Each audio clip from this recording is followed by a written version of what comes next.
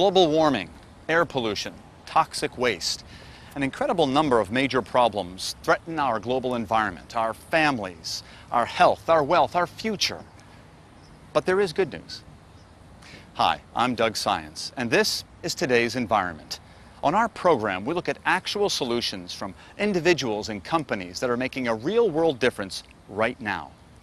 Joining me today will be environmentalists Ed Begley Jr. and John Paul DeJoria, as we look at the upside of today's environment.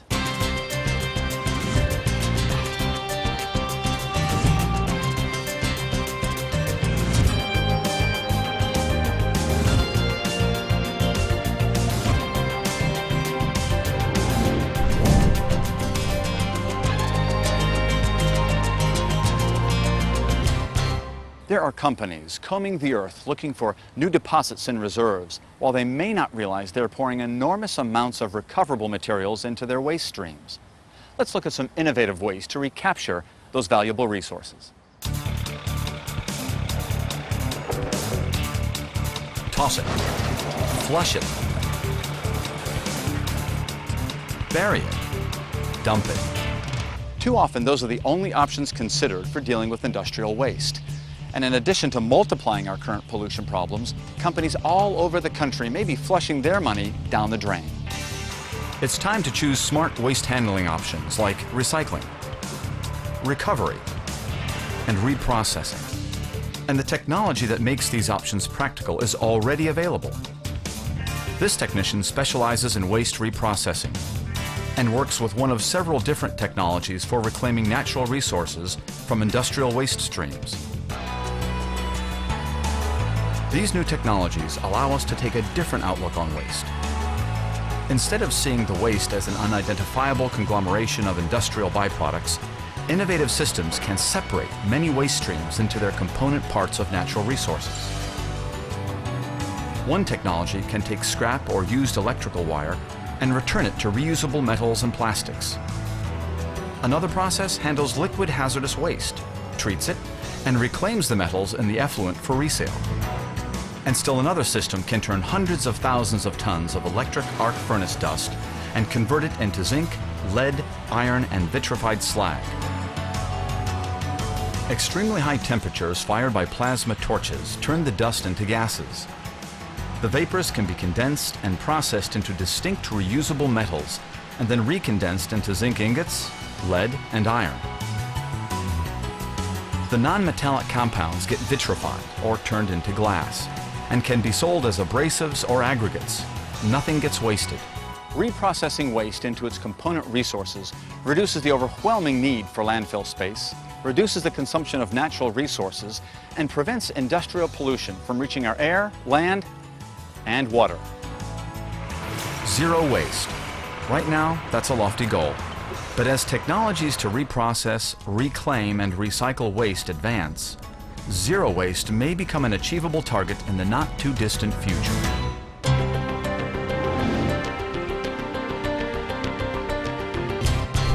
You don't have to move mountains to help sustain the planet. Something as simple as checking your tires for proper inflation can help. Properly inflated tires can help you get better gas mileage and reduce your total emissions. So check your air to help clean the air. Get involved with today's environment today.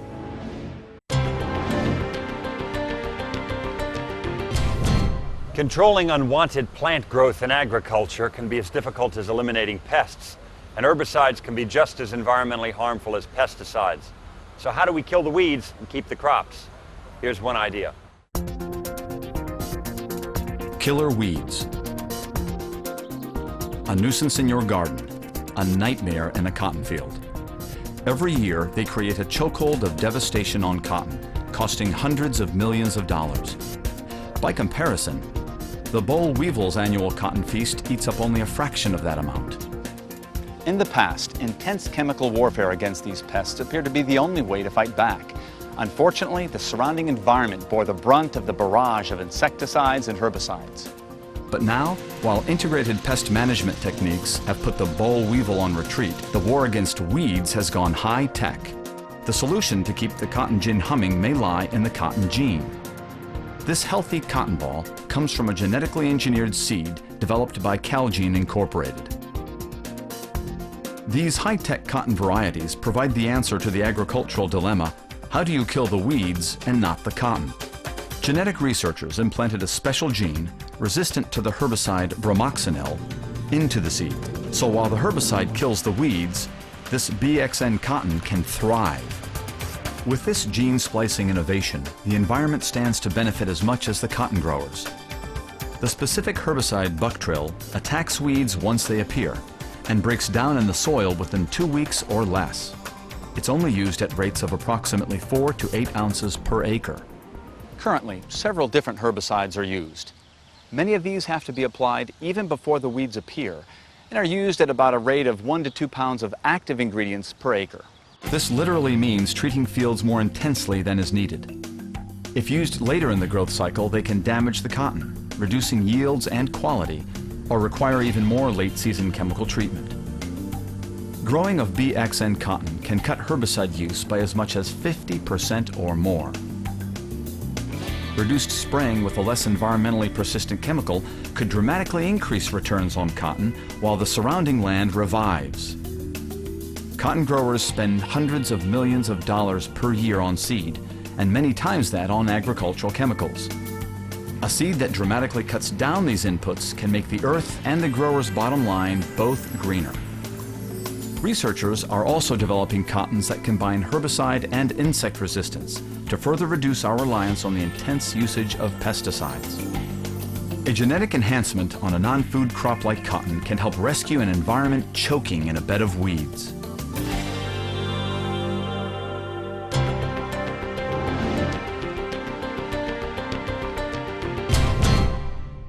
The thinking behind architectural design often has an enormous effect on how a building consumes water, energy, and impacts its local environment. Let's look at some building ideas that are more in harmony with nature. Beethoven, Bach, Mozart, some of the world's greatest composers. They knew how to merge notes, bars, and measures into a timeless symphony. But a masterpiece need not be limited to music. Many modern-day architects struggle with the challenge of merging bricks, blocks, and steel into a symphony of form, function, and environmental harmony. Sustainable architecture. It's a method of designing structures so that they preserve our environment, and it's a trend whose time has come. This gas company resource center in Downey, California, stands as a good example of sustainable architecture. Designed by architects at Wolf, Lang, Christopher, the form of the structure itself represents the same respect for the earth that the function of the building will foster. The walls and other building elements demonstrate the cutting edge of sustainable design innovations. Many of the building materials come from the previous structure that stood on this site. And several thousand square feet of ceiling tiles were removed before demolition and then used again.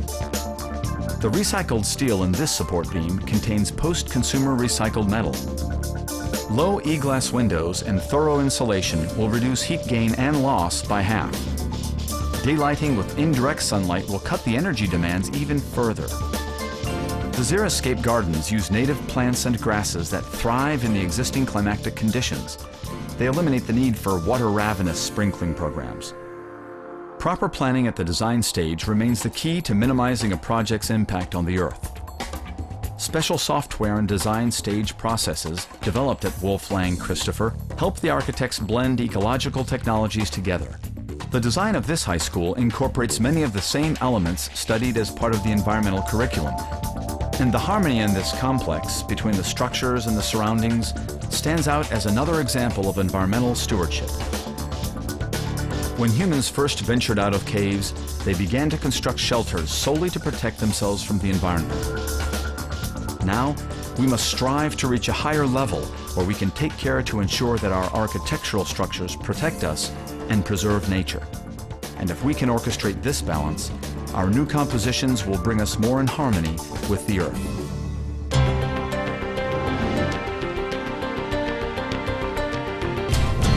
We waste money importing non-renewable fossil fuels whose emissions will cost even more money to clean up. Other nations are adopting solar energy, and we should too. Consider a solar alternative in your next energy decision and get involved with today's environment today.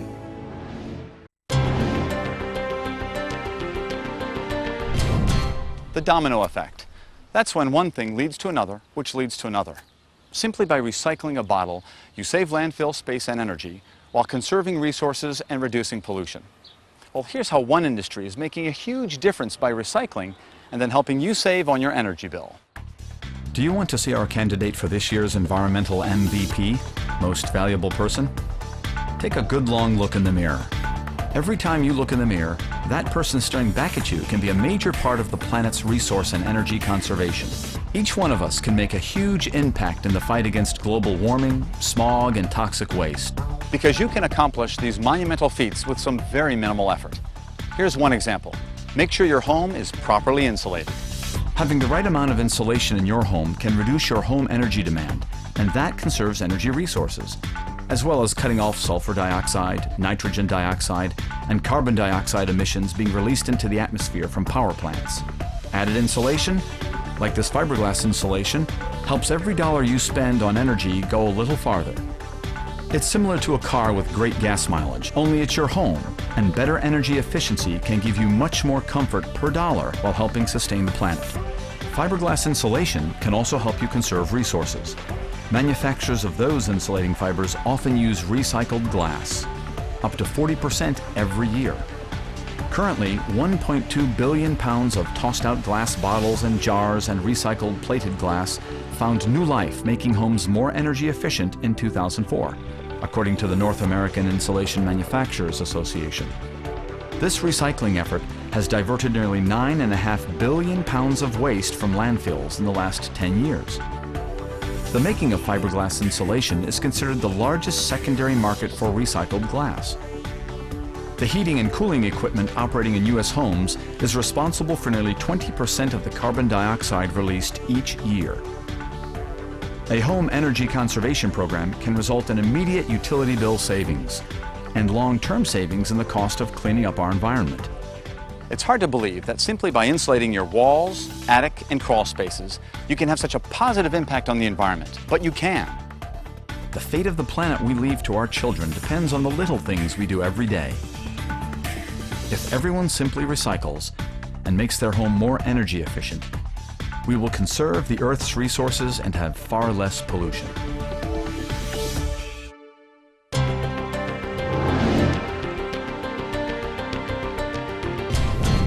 Much of the food we eat comes from faraway places and requires special handling to keep it fresh. It's critical that this process must be safe, otherwise we may find that how we preserve our food could lead to our own demise. This next segment explores one solution. Don't waste food. Parents tell that to their children until they're weary. But for many crops, harvest time comes but once a year. All at once, nature bursts forth with a bounty of food so abundant we cannot eat it all before it spoils. Chemical preservatives can help extend the life of many food products, but may come with potential health risks. But in this food storage warehouse, atmospheres of nitrogen controlled by equipment developed at Generon, a division of Dow Chemical, can keep harvested apples fresh for as long as 1 year without adding chemicals. Simple air initiates most food spoilage. Every breath we take contains around 79% nitrogen and 20% oxygen. Nitrogen is inert. It does not react with elements and leaves no chemical residue. Oxygen reacts with many other elements. Rust comes from oxidation, and most food spoilage occurs from microorganisms reacting with oxygen. By pumping compressed air through this network of hollow, gas-permeable membranes, nitrogen can be separated from the oxygen in the air. Thousands of hollow membranes about the thickness of a human hair channel the air. At the molecular level, the fast oxygen molecules exit through the pores of the membranes, while the slow nitrogen molecules continue through into the storage room and push any oxygen in the air into the exhaust vent. Technically, these apples are hibernating. Without oxygen in their atmosphere, they cannot breathe, and so they cannot ripen and spoil. This allows a grower to store the crop and release fresh apples evenly throughout the year. The oversupply caused by dumping an entire harvest on the market at one time needlessly depresses prices and can result in tons of spoilage. This nitrogen technology can be used to preserve the freshness in many packaged products. Using nitrogen to fill the void between the top of a container and the food can dramatically extend the shelf life of that product. More time on the shelf means more time for the product to sell and less chance that it will wind up as waste in a landfill. The gas-permeable membrane system also allows for a smaller air compressor to generate the same amount of nitrogen as other controlled atmosphere systems. Calculated estimates point to an improvement in efficiency, which can translate to significant energy savings over a year's time. Refrigerated trucks, trains, and cargo ships use more portable versions of this system to help transport food and minimize spoilage. In a world stricken by hunger and starvation, keeping food fresh and healthy remains a top priority. One part of the solution lies in a preservation technology that harnesses the wonder of chemistry without using harmful chemicals.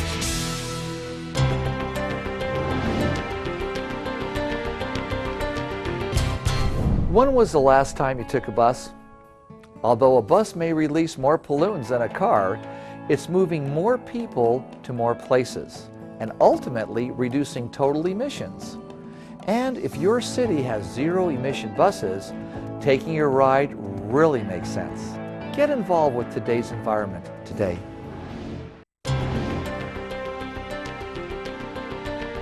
In just 1 year, billions of gallons of gas are wasted by cars and traffic.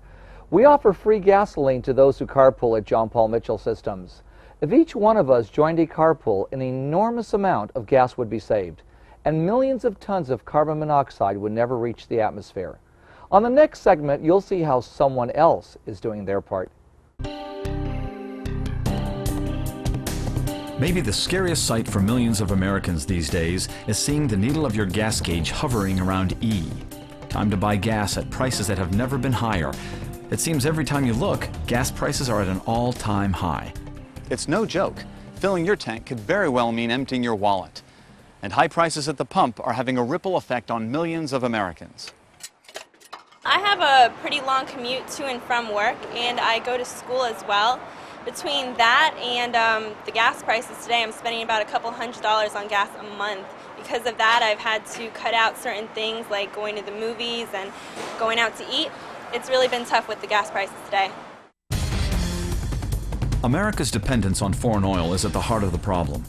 Experts agree that until we begin to consistently develop alternative fuels, such as ethanol, we will continue to be at the mercy of organizations like OPEC, the Organization of Petroleum Exporting Countries. What America is looking for is affordable, sustainable, alternative biofuels. And in this regard, the success really depends upon finding cost-effective solutions and using raw materials that can be converted into these biofuels that are renewable and sustainable. Rising oil prices, dependency on oil-producing countries, and harm to the environment. Those are three very serious strikes against the continued use of fossil fuel. Americans have an addiction to oil, and the only way to end that addiction will be through technological breakthroughs. One company on the cutting edge of the alternative fuel industry is Diversa Corporation. They are currently developing new enzyme technologies that will convert different types of cellulosic biomass into fermentable sugars that in turn will produce consumer and environmentally friendly alternative fuels.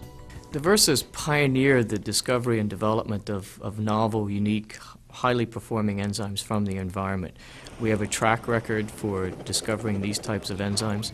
We have programs in-house today with partners like DuPont to develop highly effective enzymes for the conversion of cellulose into sugars and then into ethanol.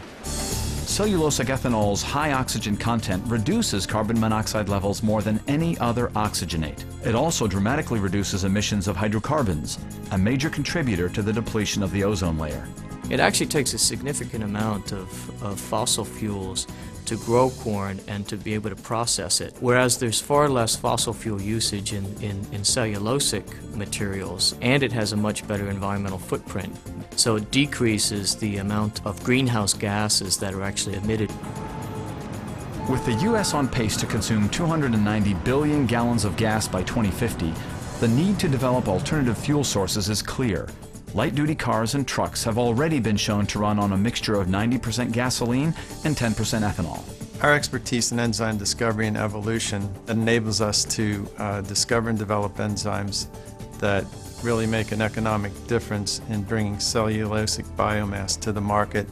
We also are able to improve the performance, which has been demonstrated in current bioethanol plants using one of our enzymes, in addition to reducing costs and causing no negative environmental impact. I really wish there was a way to protect the environment and save on gas prices. If there was, I really think that'd be a win-win situation, and I would definitely be for it.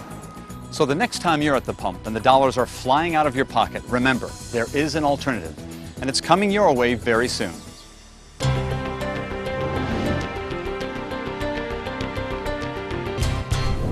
For more information on anything you've seen on today's show, visit us at www.vstar.com. We hope we've given you some insight and hope about positive developments for the world we live in. Please tune in next time for the good news on today's environment.